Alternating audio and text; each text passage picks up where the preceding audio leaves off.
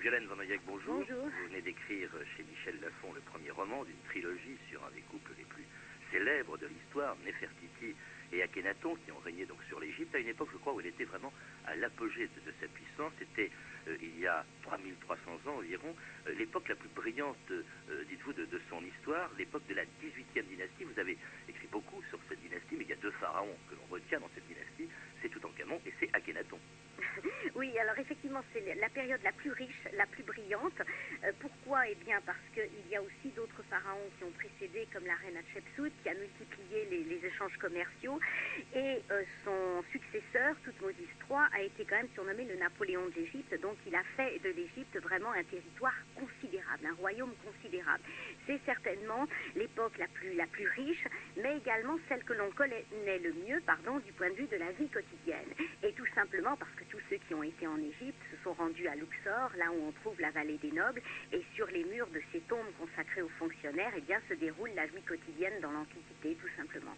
La vie quotidienne des Égyptiens, elle est très profondément marquée par ce qui va justement être bouleversé par Akhénaton, c'est-à-dire la religion. Bon, à l'époque, une religion polythéiste avec un grand dieu, le roi des dieux, qui était Amon.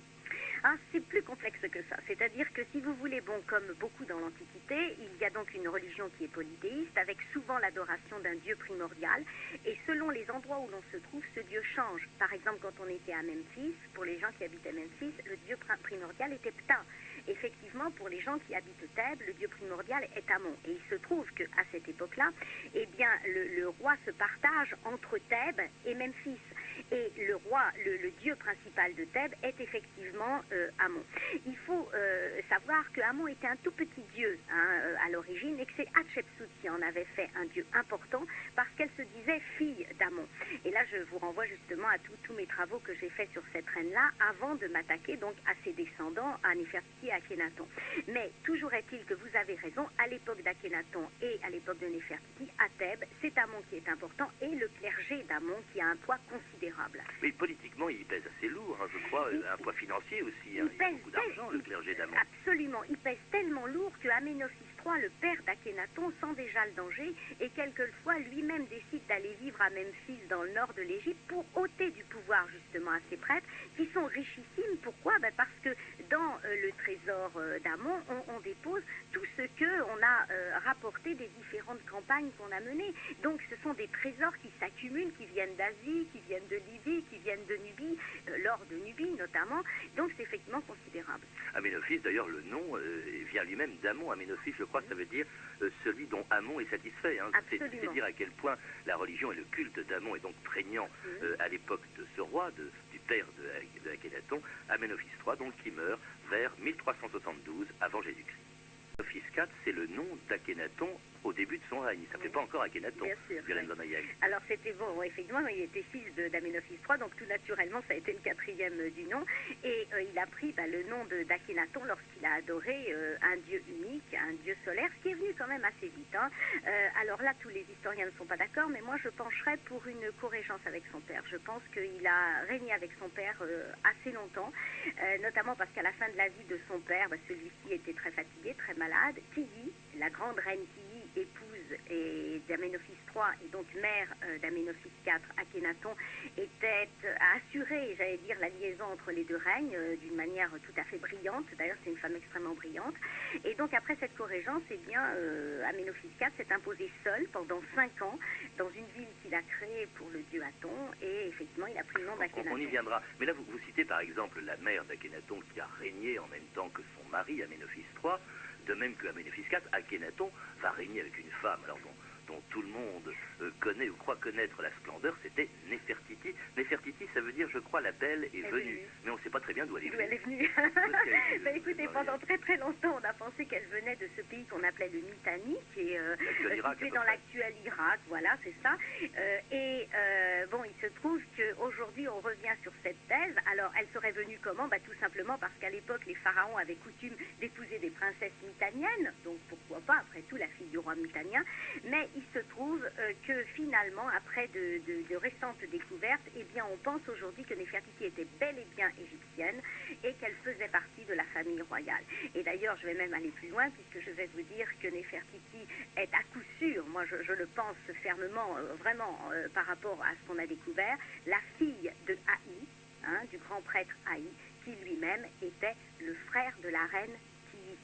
Donc, ce qui veut dire qu'elle avait un lien de parenté, non seulement avec la famille royale, mais évidemment avec Akhenaton. Oui, enfin, là, on se mariait avec sa sœur. Mais oui, c'est normal, ça. À l'époque, ce n'est pas étonnant. Au contraire, c'était très recherché pour renforcer le sang royal, bien sûr. Oui, d'autres diraient que c'est au contraire, ça le dénature, mais enfin, le sang royal. Peu importe. Est-ce qu'elle était aussi belle que sur... Il y a à Berlin, il y a une magnifique visage sculpté de Néfertiti, qui est très connue, qui est une des plus célèbres sculptures de l'Égypte. Est-ce qu'elle était aussi belle que ça? Alors, on a une iconographie qui est un petit peu différente. C'est-à-dire que tantôt, on la voit effectivement très belle, très distinguée, avec sa merveilleuse coiffe qu'elle a lancée, dont elle a lancé la mode. Elle a lancé plein de modes. Et puis, quelquefois, on la voit à côté d'Akhenaton un petit peu plus petite, les hanches assez larges, après avoir vu ses 6 filles, paraît-il qu'elle avait un ventre un petit peu proéminent, et le visage vieillit prématurément. Alors, ses rivales, évidemment, dont on a retrouvé les textes, eh bien, vous diront qu'elle ressemblait à cela. Et finalement, on s'est interrogé sur ce beau visage de Berlin. Et aujourd'hui, on a quasiment la certitude qu'il s'agit d'un modèle qui était utilisé par le grand sculpteur de l'époque, et qui était Toutmès, qui habitait à Akhenaton, et qu'il l'a utilisé, certes pour Néfertiti, mais qu'il l'a utilisé aussi pour représenter d'autres femmes. En tout cas, elle participe largement au pouvoir, comme la mère d'Akhenaton participait au pouvoir aussi, et puis et à cette révolution qui se produit, et dont nous allons parler, c'est l'essentiel au fond de ce qu'on retient du règne d'Akhenaton. Brusquement, voilà qu'il se met à adorer le soleil, à faire du soleil le dieu principal et même unique des Égyptiens. Alors, c'est le culte d'Aton, le soleil. En quoi consiste ce culte et pourquoi est-ce qu'il l'a établi? Est-ce que c'est pour contrer ce fameux clergé d'Amon qui était trop puissant à ses yeux? Alors, écoutez, moi je pense qu'il n'était pas suffisamment fin politique, Akhenaton, pour justement poursuivre l'œuvre d'Amenophis III. En fait, je suis obligée de revenir un petit peu en arrière. On a retrouvé, et tout à fait récemment, des restes de l'adoration d'Aton à Saqqara et à Gizeh, ce qui veut dire que nous sommes en l'an 3000 avant Jésus-Christ. Donc l'adoration d'Aton, elle ne date évidemment pas d'Akhenaton. Je vous disais tout à l'heure qu'on adorait des dieux primordiaux et qu'on tendait progressivement à adorer un dieu unique. Alors, suite au règne d'Hatshepsut, qui a quasiment pratiqué le monothéisme en adorant Amon d'une manière exceptionnelle, suite à l'influence de l'Asie, parce que les échanges avec l'Asie sont extrêmement fréquents, qui eux aussi tendaient à adorer un dieu unique, suite à l'installation aussi des Hébreux à Thèbes, qui deviennent de plus en plus influents et qui eux aussi adorent un dieu unique, tout ça fait qu'on tend de plus en plus, les Égyptiens tendent à adorer un dieu unique. Et c'est à ce moment-là que s'installe le monothéisme, mais j'allais dire d'une manière presque normale, presque naturelle. Où ça devient exceptionnel et un petit peu curieux, c'est que Akhenaton adore le soleil d'une manière tout à fait hérétique et qu'il commence à marteler les images des autres dieux, à les supprimer, à l'exception de Bès, par exemple, le dieu de la fécondité, qu'il tolère tout juste. Mais c'est vrai qu'Amon, par exemple, il le martèle dans des temples comme Karnak, comme Luxor, qui sont quand même des hauts lieux, même à l'époque, et qui sont... alors donc c'est un sacrilège absolument extraordinaire. Il va jusqu'à marteler dans les temples de Nubie. Mais alors, curieusement, on s'est demandé s'il avait le consentement de son père au tout début. Et on s'est rendu compte qu'Amenophis III et Tiye, sa mère, n'avaient jamais rien dit sur ce martelage. Donc finalement, il y a comme une sorte de consensus dans la famille royale, et ça commence bien avant le règne d'Akhenaton. Et Akhenaton, qui est, ça aussi, ça devait être considéré comme une hérésie, étant le seul prophète, le seul prêtre de ce culte du soleil, ce qui fait que le clergé d'Amon ne sert plus à rien. C'est plus qu'un prêtre, il s'assimile à Aton à un moment donné, et Néfertiti devient l'épouse d'Aton, en plus de l'épouse du roi. Donc elle est divinisée de son vivant, elle est vraiment déesse. Et lui prend le nom de Akhenaton, justement, celui qui est agréable à Aton, je suppose, voilà, c'est la signification. Hein. Et puis alors surtout, il va justement fuir Thèbes, la capitale, depuis des siècles, et va s'installer à 300 km au nord de Thèbes, en aval, sur le Nil, va installer une ville nouvelle dont la naissance est annoncée à grand renfort de hiéroglyphes. C'est vrai que c'est beau ces textes, oui, un petit commentaire rapide, c'est que c'est un hymne qui figure dans la tombe de Haï, donc du grand prêtre dont on parlait, qui aurait été le père de Néfertiti, c'est que c'est la raison pour laquelle on l'a retrouvé. Oui, ce qui est intéressant, et c'est pour ça que c'est beau aussi, c'est qu'on voit pourquoi Aton a été choisi. C'est que effectivement, c'est le dieu qui réchauffe, c'est le dieu qui régénère, et toute l'hymne est un hymne à la vie, à la naissance finalement. Hein. de la nature, de l'homme, etc. Donc c'est le Dieu créateur, c'est celui auquel on retourne, donc c'est le Dieu primordial, tout ça se tient. Si un tout petit commentaire, c'est que les stèles frontières ont été, les premières ont été construites quand Akhenaton a choisi le site, et puis après il en a rajouté quelques-unes, et c'est presque les seuls témoignages qu'on a aujourd'hui, malheureusement, de cette ville, parce que, bon, bien sûr, on voit la plaine où le palais a été construit, où toute cette ville a été construite, mais il reste très peu de vestiges aujourd'hui. Une ville qu'on appelle Tel El Amarna, je crois maintenant aujourd'hui. Malheureusement, Tel El Amarna, parce que Tel, ça veut dire en égyptien le sommet, et c'est justement dans une plaine. Donc finalement, on finit par l'appeler Amarna, les archéologues finissent par l'appeler Amarna, parce que c'est plus juste. Mais ce qui est extraordinaire, c'est que c'est ce lieu qui a été choisi par Akhenaton, parce qu'en fait, à l'époque, toutes les rives étaient construites. Hein. Il y avait des habitations partout, même en face, il y avait Héliopolis déjà qui était construit. Il a choisi le seul emplacement où il n'y avait rien quasiment. Mais alors ça implique aussi, il y a des raisons pour lesquelles les Égyptiens ne voulaient pas habiter là. C'est que c'était très difficile d'avoir de l'eau, très difficile d'y vivre.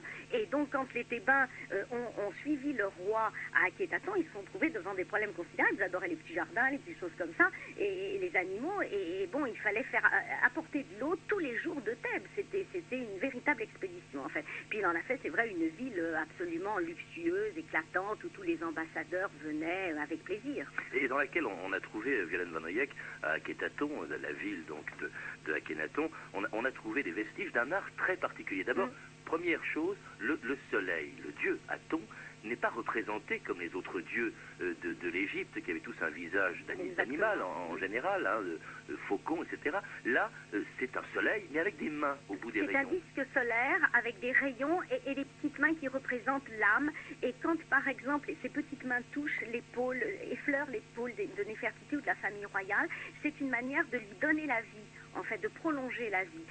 Donc, c'est effectivement très étonnant. C'est la première fois qu'on a eu une telle représentation d'un dieu, en fait. Oui.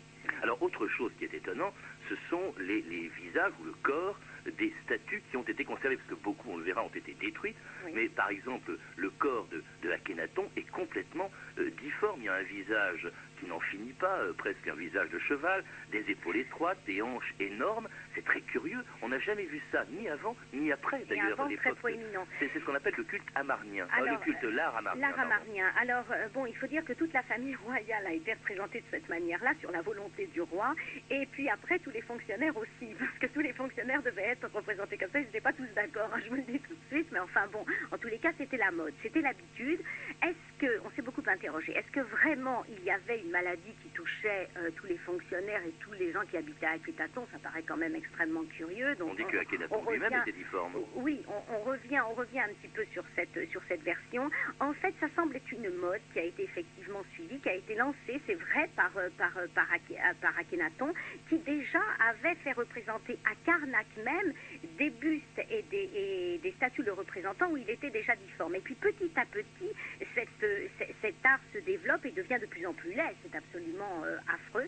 Alors, il y a plusieurs raisons, plusieurs hypothèses qui ont été émises. Est-ce que c'était une volonté, le ventre, par exemple, proéminent, justement d'insister sur la création du monde, et puis peut-être la tête comme ça, allongée, d'évoquer ce crâne très développé, d'évoquer peut-être le disque solaire? Pourquoi pas? Il y a plusieurs hypothèses qui ont été mises. Aujourd'hui, c'est vrai qu'on n'a pas de réponse, mais penser que tous ces gens-là ont eu la même maladie, ça paraît inconcevable. Par contre, ce qu'on observe aussi, c'est que dès que Djeoutimès, autre sculpteur, arrive à Akhenaton, il y a une autre évolution de l'art amarnien dans l'autre sens, c'est-à-dire qu'on revient à un réalisme un petit peu plus esthétique. Donc ce qui prouve encore une fois que tout ça était vraiment très exagéré. Alors de ça, il y a beaucoup de représentations. En tout cas, ce que l'on connaît moins, c'est le règne, et même la fin surtout du règne de Akhenaton, dont on dit qu'il s'intéressait assez peu aux affaires de l'État, d'où les difficultés de l'Égypte à la fin de son règne. Van Oyek, on dit que Akhenaton ne s'intéressait pas du tout aux affaires de l'État, était même presque un roi pacifiste, et surtout que l'Égypte, à partir de lui, a entamé un déclin irréversible pendant des siècles. Bon, alors ça c'est très très exagéré, parce qu'après il y a eu les Ramsès, il y a eu et même au Remède qui a eu un excellent règne, donc c'est pas vrai que Akhenaton a entraîné le déclin de l'Égypte, pas du tout. Par contre, il a plus ou moins décliné, ça c'est certain. Il n'était pas fin politique, il n'était pas fait pour régner, on l'a vu, il était plus ou moins poète, musicien, fantaisiste. Bon, il n'a pas pris de décision, notamment lorsqu'il s'agissait d'aider les alliés en Asie il prenait aucune décision, il n'envoyait pas les troupes égyptiennes étaient comme ça, restaient dans l'oisiveté, et c'est vrai qu'il n'a pas vu les dangers, parce qu'à l'époque, il y a quand même des peuples qui apparaissent, qui réapparaissent, sont très puissants comme les Hittites, et vraiment, il laisse aller les choses. Bon, alors c'est vrai, déclin. Mais d'un autre côté, lui-même a disparu, bon, on vous dit on ne sait pas trop comment, certes, il est probablement mort de maladie, probablement de la peste, parce qu'à l'époque, la peste touchait non seulement les pays alliés de l'Égypte, mais l'Égypte, c'est affreux, presque toute la famille royale, tous les enfants d'Akhénaton sont morts de la peste. Qui dit probablement est morte aussi de la peste. Donc il est probablement mort de la peste. Les énigmes aujourd'hui, c'est où sont les corps de Néfertiti et d'Akhénaton, où sont leurs tombes, aussi leurs véritables tombeaux. Alors on pense qu'ils ont été effectivement enterrés tous les deux à Akhénaton, ce qui paraît quand même logique, puisque c'était leur volonté, mais à un moment donné, ils ont été déplacés. Qui a déplacé les corps? Et aujourd'hui, on penche pour Haï, donc le père de Néfertiti, qui, lorsqu'il a pris le pouvoir, parce qu'il est devenu pharaon à son tour quelques années plus tard, aurait protégé quand même ses êtres chers, qui lui restaient chers, et donc les aurait emmenés avec lui, si on peut dire, dans la vallée des rois. Et donc aujourd'hui, ils auraient été enterrés finalement dans la vallée des rois, après avoir été enterrés à Akhénaton. On a retrouvé quelques objets leur ayant appartenu précisément et tout récemment dans la vallée des rois. Cela dit, c'est difficile de trouver des objets, parce que après lui, il y a eu également Toutankhamon, qui lui est mort très jeune, à 18 ans, on le sait, dont on a retrouvé bien sûr, comment dirais-je, le corps et le sarcophage, et qui s'appelait d'ailleurs, on l'oublie toujours, Toutankhaton, c'est-à-dire qu'il succède, on ne sait pas très bien si c'était son père, ou en tout cas il succède à Akhénaton, et il prend le nom d'abord de Toutankhaton, et ensuite de Toutankhamon, c'est-à-dire qu'on revient au culte d'Amon, on détruit tout. Le général Horemheb, qui lui aussi deviendra pharaon, détruit toutes les traces de ce qui a pu subsister au fond de ce règne de Akhénaton et du culte d'Aton. Qu'est-ce qui reste aujourd'hui, par exemple, à Tel el Amarna, dans cette ville qu'avait créée Akhénaton, Violaine Van Noyen? Alors aujourd'hui, ce qu'il reste, et ce qui est intéressant à voir, c'est effectivement des tombes de nobles qui ont été vraiment des hauts fonctionnaires très proches d'Akhénaton, qui sont extrêmement célèbres. Donc il y en a 4 ou 5 qui sont parlantes aussi pour nous, parce qu'on voit la famille royale qui est représentée, notamment en présence d'Aton. Comme je vous le disais, il reste les bases du palais, les bases de ces temples qui étaient donc élevés en l'honneur d'Aton, et puis les stèles frontières qui nous montrent la grandeur de cette ville. Mais à part ça, finalement, on n'a plus rien d'autre, malheureusement. Alors par contre, vous parliez de Toutankhaton, juste une petite précision, c'est que on a longtemps dit que c'était le fils d'Aménophis III et de Tilly. Ça ne paraît pas être le fils de Tilly, elle aurait été trop âgée pour avoir cet enfant-là. Et il est fort possible que Toutankhaton ait été l'enfant d'Aménophis IV Akhénaton, qu'il aurait eu donc avec une favorite qui s'appelait Kiya. Et c'était peut-être elle, la belle et venue du Mitanni, parce qu'elle était princesse mitanienne et on l'a souvent confondue avec Néfertiti. Bon, il y a encore beaucoup de choses à découvrir sur l'Antiquité égyptienne. Merci en tout cas à Violaine Van Noyen de nous avoir rappelé qu'Akhénaton n'était pas seulement le nom d'un chanteur de rap, mais que on retrouve Akhénaton donc dans ce livre, le premier volume d'une trilogie, Néfertiti et Akhénaton, qui est sorti donc chez Michel Lafon. Et puis vous avez également écrit un Aménophis, le prince des Lumières, sorti en livre de poche, mais vous avez écrit en fait plus d'une quarantaine de livres, dont beaucoup sur l'Égypte, que je recommande chaleureusement. Vous avez pu entendre un extrait du film Néfertiti de Guy Gilles, disponible en vidéo. Vous pouvez retrouver ces renseignements en contactant le service des relations avec les auditeurs au 0892 68 10 33, 34 centimes d'euros la minute, ou consulter le site de notre émission sur franceinter.com. C'était 2000 ans d'histoire, à la technique Jean-Philippe Jeanne et Nadège Antonini, documentation Virginie Bloch-Léné et Claire Tesser, revue de texte Stéphanie Duncan, une réalisation de Anne Kobilac. Une émission de Patrice Gélinet.